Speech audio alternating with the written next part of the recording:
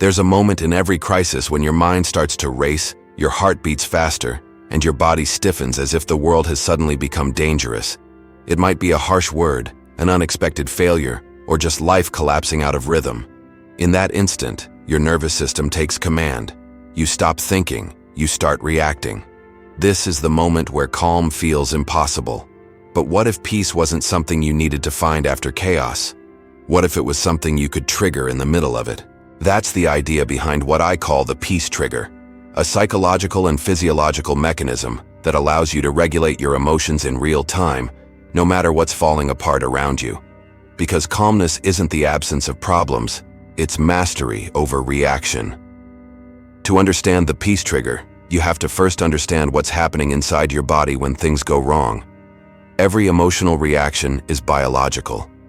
When your brain perceives threat, whether it's physical danger or social rejection, it activates the amygdala, your brain's built-in alarm system. Instantly, stress hormones like cortisol and adrenaline flood your bloodstream. Your breathing quickens, your muscles tense, and your thoughts spiral toward worst-case scenarios.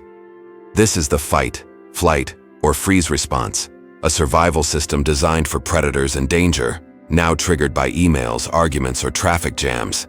It's ancient software running in a modern world. But here's the problem. When you let that system take over, your prefrontal cortex, the logical decision-making part of your brain, goes offline. You literally lose access to rational thought. That's why in moments of stress, people say things they regret, make poor choices, or completely shut down. You're not weak, you're hijacked. The good news is, your nervous system isn't your enemy. It's programmable. Just as it learned to panic, it can learn to calm. The peace trigger is about teaching your body that safety isn't found in external control, but in internal command. So how do you activate it? The first key is awareness. You can't regulate what you don't recognize. When you feel your body tighten or your mind start to spiral, pause and name what's happening. Say to yourself, I'm triggered right now. That simple acknowledgement shifts your brain activity. Neuroscience calls this affect labeling. The act of naming an emotion reduces its intensity.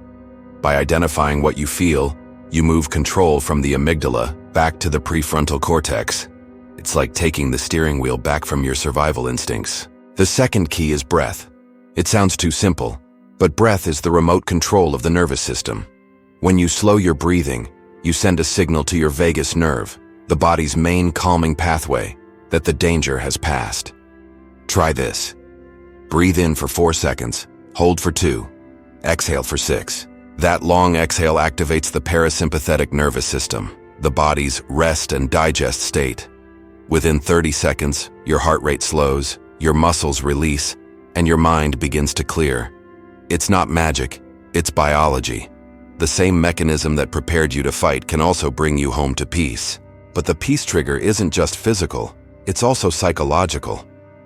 One of the biggest causes of reactivity is the brain's obsession with control. When things go wrong, your mind tries to force outcomes or fix problems instantly. But control is an illusion. And the harder you cling, the more anxious you become. The antidote is acceptance, not resignation, but recognition. Acceptance says, this is happening right now, and I can choose how to respond. That moment of surrender doesn't mean you stop caring, it means you stop fighting reality. It's like standing in the eye of the storm instead of being thrown around by the wind. Here's where another powerful trick comes in. Reframing. The human brain interprets stress based on perception. If you see a situation as catastrophic, your body responds as if it's life-threatening. But if you reinterpret it as challenge instead of crisis, your physiology shifts. The same adrenaline that fuels panic can fuel performance. Navy SEALs are trained in this exact method. They call it arousal control. They don't try to eliminate stress. They reframe it as activation energy.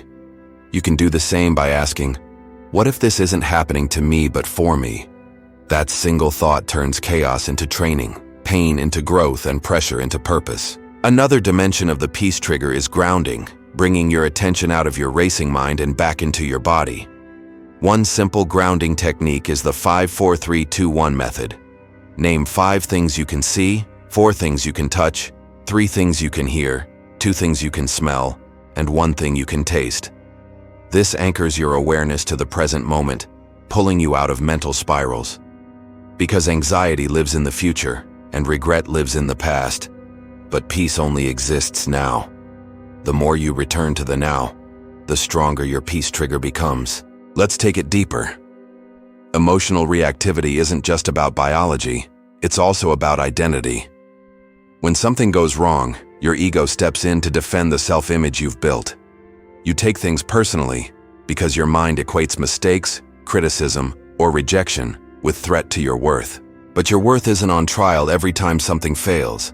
The moment you stop identifying with the chaos, you create distance between stimulus and response. Viktor Frankl wrote, "Between stimulus and response there is a space. In that space lies our power to choose." The peace trigger is the conscious expansion of that space. One of the most profound shifts you can make is changing the question your mind asks during stress. Most people ask, "Why is this happening to me?" which fuels victimhood. Instead, train your mind to ask, "What is this teaching me?" That question immediately reorients your brain toward growth instead of fear. The problem doesn't shrink, but your capacity expands. You stop reacting from emotion and start responding from wisdom. Over time, this pattern becomes automatic. Your nervous system learns that calmness, not panic, is the default state. Physiologically, you can reinforce this new baseline through micro-habits that strengthen your nervous system's resilience. Cold exposure, deep diaphragmatic breathing, mindfulness meditation, and regular physical movement all train your vagal tone, the flexibility of your nervous system, to return to calm after stress. Think of it like emotional conditioning. Just as a muscle grows stronger under tension, your nervous system becomes more balanced through controlled stress. The more you practice calm in small storms, the easier it becomes to stay peaceful in big ones. There's also a deeper, almost spiritual layer to this. Calmness isn't just regulation, it's recognition. It's realizing that chaos doesn't define you, it reveals you. Every crisis is a mirror showing you what parts of yourself still need peace. The peace trigger isn't about avoiding pain, it's about meeting it with awareness.